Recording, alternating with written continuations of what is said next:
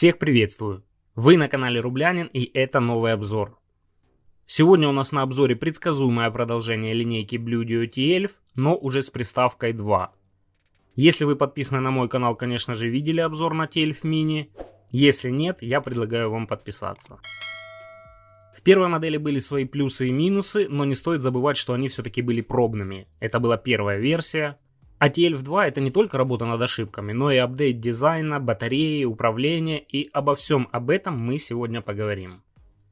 Заказывал я в официальном магазине Bluedio на AliExpress, доставка у них всегда была быстрая. Оплатил я 4 декабря, и 21 декабря я уже забрал посылку в Харькове. Доставка была новой почтой.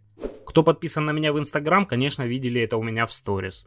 И сразу хотел бы расставить точки над «и». Я не рекламирую продавца и не призываю к покупке. Я просто оставлю ссылку, где я покупал. А заказывать или нет, будет выбор только за вами. Ничего особенного или индивидуального в упаковке нет. Пришло все целое, без дефектов, быстро. Я думаю, на этом спасибо. Сама коробка и бокс не получили изменения. Они оставили дизайн Telf Mini. Единственное, в первой модельке был выбор цветов, больше амбушюр. Здесь этого обилия нет. Или я этого не нашел, или, возможно, пока этого нет.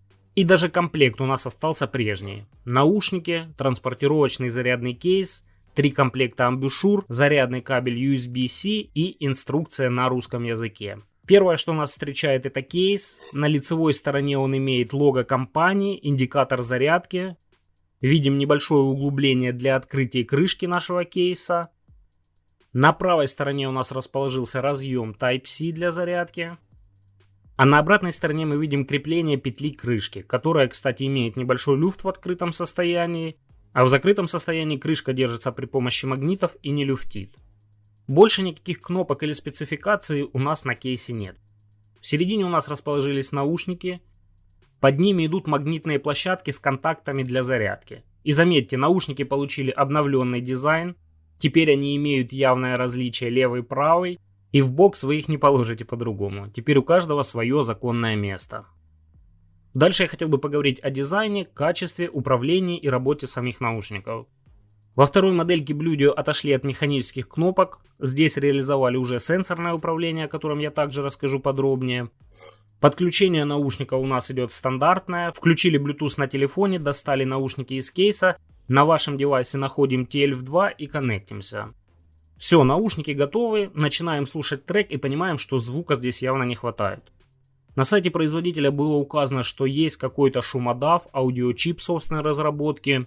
Но как это протестировать, если звука недостаточно? И методом тыка я смог сделать их громче. А точнее, у Bluedio есть свое фирменное приложение. Так вот, если через него найти и подключить наши наушники, у меня звук стал в 2 раза громче. Не понимаю, зачем по дефолту выпускать так, потому что половина не будет этого делать, а другая попросту не знает, что у них есть такое приложение. А потом многие начинают корпоративно писать, что звук отстой. Но опять же, у каждого свое понятие хорошо, а здесь оно стоит $20, и об этом не стоит забывать. Я надеюсь, мой способ вам помог. Если да, ставьте палец вверх. Но и это еще не все. У меня в настройках звука телефона есть функция синхронизации громкости. Если она отключена, то я отдельно управляю громкостью телефона с помощью штатных кнопок и отдельно сенсорным управлением на наушниках. Это тоже может быть причиной тихого звука. Но если вы из тех, кто хочет слушать профессиональную музыку, конечно, не берите эту гарнитуру. Они все-таки предназначены для обычного прослушивания музыки на тренировке, просмотра видео, ну и так далее. Если вы меломан, не обманывайте себя, не ищите уши за $20, смело готовьтесь к сумме раз в 10 дороже. Хотя эти звучат оправданно своей стоимостью. Здесь в Bluedio Telf 2 уже установили новые 6-мм динамики, они более мощные, чем в первой версии, есть неплохой бас, с частотами, конечно, нужно поиграться в эквалайзере. Ну а в целом они играют неплохо. Теперь чуть подробнее по поводу сенсорного управления. В инструкции, если кто-то ее читает, конечно, есть все команды, которые поддерживают эти наушники, но я хотел бы это все показать. Один тап — это плей-пауза во время прослушивания музыки или видео, ответить или завершить разговор во время звонка. 2 тапа по сенсору на правом наушнике — увеличение громкости, 2 тапа на левом — уменьшение. Чтобы переключить на следующий трек, 3 тапа на левом наушнике. Предыдущий, соответственно, 3 тапа на правом. В инструкции также говорится, что если не в момент прослушивания музыки, двойным тапом идет набор последнего набранного номера. я обнаружил, что это не так, и чтобы вызвать последний набранный номер, необходимо 4 тапа на любом наушнике, причем в любом режиме. А если вы хотите отклонить входящий вызов, то удерживайте пару секунд. В любом другом случае 2-секундный тап – это вызов голосового ассистента. Более долгий тап – это принудительное отключение или включение самих наушников. Сам сенсор работает отлично, если, конечно, привыкнуть, потому что он прямо очень чувствительный, и с первых дней у меня даже были ложные срабатывания. Также здесь реализовали функцию автоматической плей-паузы, как в Bluedio Telf я показывал. Это срабатывает, когда вы вставляете или вытягиваете наушники. Я не совсем понял, где этот датчик или сенсор, но он работает. Не всегда, но работает. Если у вас такие же наушники и вы уже с этим разобрались, конечно, напишите нам в комментариях. А также в инструкции есть решение рассинхрона наушников, который также иногда случается. Как решить это в первой версии, я показывал в обзоре на Telf Mini. На этих наушниках у меня пока такого не было. Telf 2 получили несколько отличий, они стали немножко больше.